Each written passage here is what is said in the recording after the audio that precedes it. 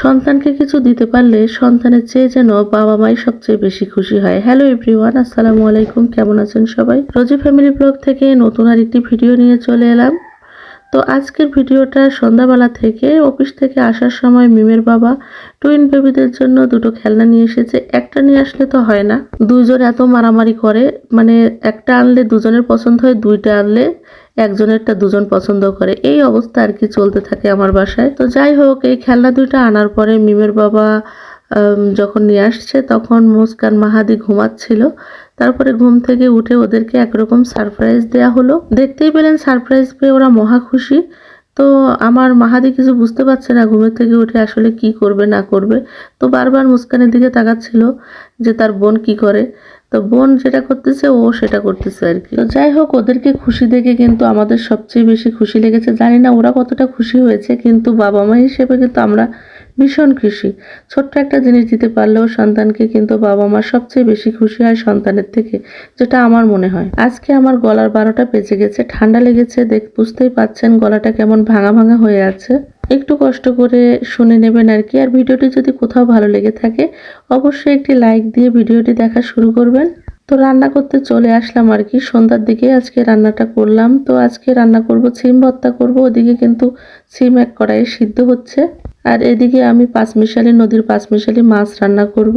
একদম বাটা মশলা দিয়ে ঝোল করব আর কি, যেটা খেতে খুবই স্বাদ হয় আর কি। নদীর মাছ এমনিতেই তো খুব ভালো লাগে। তো আমি কড়াইয়ে তেল দিয়ে দিলাম, মশলাগুলো কষিয়ে নেব। আসলে রান্নার আমার সময় একটু এলোমেলো। আগে আমি বাচ্চাদের সময় দেই, তারপরে যখন সময় পাই তখনই আমি রান্নাটা করে নিই। যেহেতু আমার টুইন বেবি এখনো ছোট আর আমার হাজবেন্ড জব করে, তো অফিসে থাকা লাগে। অফিস থেকে আসার পরে যখন বাচ্চাদের একটু সে সময় দেয়, সেই ফাঁকে আমি রান্নাটা করে নিই। আর সত্যি কথা বলতে বাচ্চা নেওয়ার মানুষের অভাব নেই, কিন্তু আমি সবাইকে বিশ্বাস করতে পারি না, এই জন্য আমি সময় দেই বাচ্চাদের, কারণ এই কাজটা আমার আগের। তো যাই হোক, আমি তেলের ভিতরে পেঁয়াজ আদা বাটা করে দিয়ে দিয়েছি, তার ভিতরে আদা রসুন তারপরে মরিচ, মানে শুকনা মরিচটাও বেটে নিয়েছি। নিয়ে এইভাবে ভালো করে মশলাটা ভালো করে কষিয়ে নেব।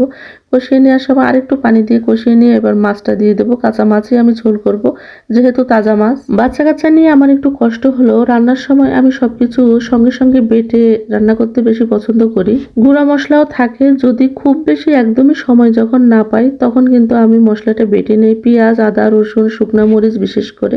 গুঁড়া মশলা বাইরেরটা কিনি কম, বাসায় গুঁড়ো করে রাখা আছে, যখন সময় পাই না তখন ওগুলো দিয়ে দেই।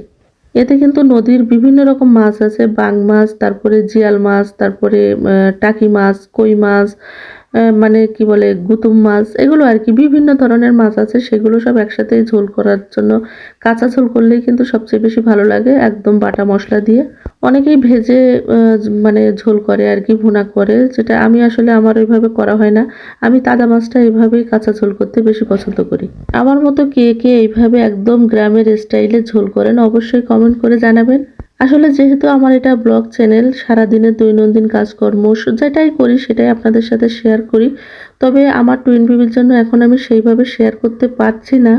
তবে আমার বেবিরা একটু বড় হয়ে গেলে আমি অবশ্যই একদম সকাল থেকে যেটা যেটা করি সেটাই করার চেষ্টা করব। আমি জাস্ট শুরু করেছি, বাচ্চারা একটু বড় হলে তখন ওরা যখন বুঝতে শিখবে তখন আমি ভিডিও সেভাবে করতে পারবো। বাচ্চাদের জন্য আসলে সেভাবে আমি সময় করে উঠতে পারছি না। যাই হোক, আমি মাছটা কিন্তু কষিয়ে নিয়েছি, তারপরে ভেঙে যাবে বলে কড়া ধরে নাড়িয়ে নিয়েছি, তারপরে নিচে লেগে গিয়েছে যখন তখন পানি দিয়ে দিয়েছি।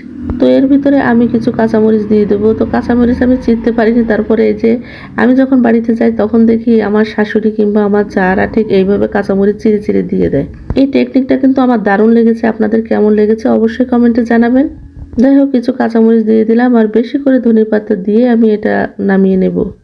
আর ওদিকে সিম হচ্ছে আর কি, সিম আর আলু দিয়ে আমি সিদ্ধ করতে দিয়ে দিয়েছি সামান্য লবণ দিয়ে। সিম ভর্তা আমার কাছে খুবই ভালো লাগে এইভাবে ভর্তা করলে। আর বাড়ি থেকে এই সিমগুলো নিয়ে আসা একদম তাজা তাজা সিম মাচানের। যেহেতু মিমির বাবা কাঁচামরিচের ভর্তা পছন্দ করে, তাই কাঁচামরিচ শুকনো মরিচ দুটোই দেবো, ধনিয়া পাতা দিয়ে আমি ভর্তা করে নেব আর কি। আর সিম আমি বাটবো না, এটা মাচানের বিচিওয়ালা সিম, আমার আম্মার হাতের লাগানো আর কি। তো এই সিমগুলো বিচি বেশি, মানে সিম কম। তো মাছে কিন্তু আমি পর্যাপ্ত পরিমাণে ধনিয়া পাতা দিয়ে দিয়েছি, এটা অলরেডি হয়ে আসছে, একটু ঝোল ঝোল থাকবে, যেটা খেতে খুবই ভালো লাগবে। তো এবার আমি ভর্তাটা করে নেব। মাছ ঝোলটা কিন্তু অলরেডি হয়ে গিয়েছে, এখন আমি ভর্তাটা করে নেব আর কি। এইভাবে আমি বিভিন্ন ধরনের মাছ, তাজা মাছ আমি কাঁচা ঝোল করতেই সবচেয়ে বেশি পছন্দ করি, আর সেটাই করেছি। আর খুবই লোভনীয় যেমন হয়েছে তেমন কিন্তু খেতে স্বাদ হয়েছিল। গলার অবস্থা তো মোটেও ভালো না, তারপরেও কিন্তু ভয়েস দিতে হচ্ছে, আর ভয়েস দেওয়ারও একদম সময় পাই না। বাচ্চারা কখন ঘুমাবে সেই জন্য অপেক্ষা করি, তারপরও বাচ্চারা এখন ঘুমিয়েছে, সেখানে বসে ভয়েস দিচ্ছি। তারা নাক ডাকছে, সেই শব্দও হয়তো শোনা যাচ্ছে আর কি। তো যাই হোক, রান্না কিন্তু হয়ে গেছে। আর এর ভিতরে কিন্তু আমি দেখতেই পাচ্ছেন কাঁচা মরিচ কুচি করে দিয়েছি, ধনিয়া পাতা, শুকনো মরিচ দিয়ে লবণ দিয়ে ভালো করে চটকে নিয়েছি। তারপরে যে কড়াইতে সিদ্ধ করেছিলাম সেই কড়াইয়ের ভিতরেই কিন্তু আমি ভালো করে ভর্তাটা করে নিচ্ছি। একদম আলু, সিম দিয়ে ভালো করে সিদ্ধ করে নিয়েছি, দেখতেই পাচ্ছেন। এইভাবে বিচিওয়ালা সিম, একদম বিচি থাকবে বেশি, সিম থাকবে কম, এইভাবে ভর্তা করলে কিন্তু খুবই খুবই ভালো লাগে।